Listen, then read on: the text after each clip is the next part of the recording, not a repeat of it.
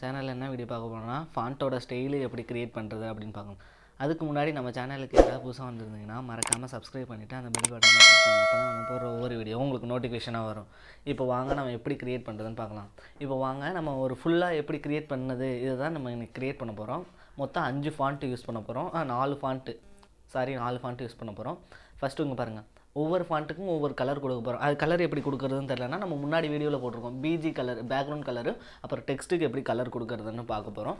மொத்தம் 5 ஃபாண்ட்டுக்கும் ஒவ்வொரு font family கொடுக்க போகிறோம். ஃபாண்ட்டு ஸ்டைல் எழுத போகிறோம். ஓகேங்களா?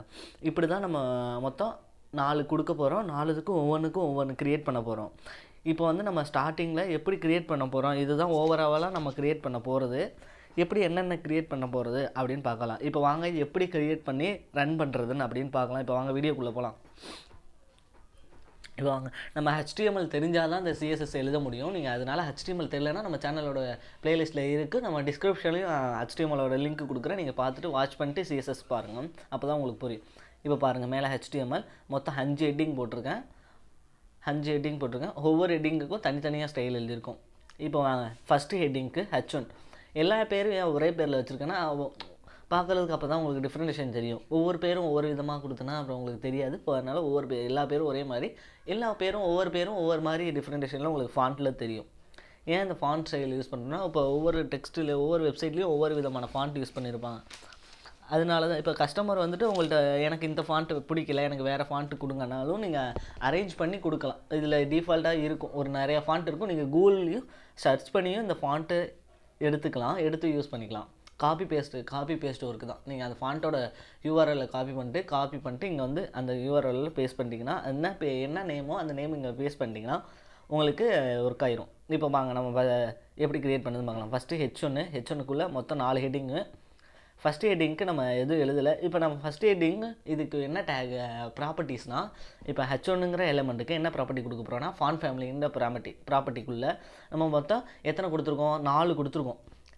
கில்லி sans-serif, sans-serif மொத்தம் இந்த 4த்தில் உங்கள் சிஸ்டத்தில் என்ன இருக்கோ அதில் டிஸ்பிளே பண்ணு எனக்கு அப்படின்னு சொல்லியிருக்கேன்.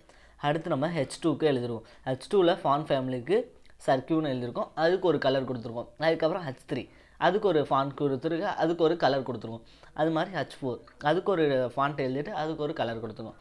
அது மாதிரி H5 அதுக்கு ஒரு ஃபாண்ட் எழுதி அதுக்கு ஒரு கலர் கொடுத்துருக்கோம். ஏன் கலர் கொடுத்தா தான் நீங்கள் தனித்தனியாக தெரியும்.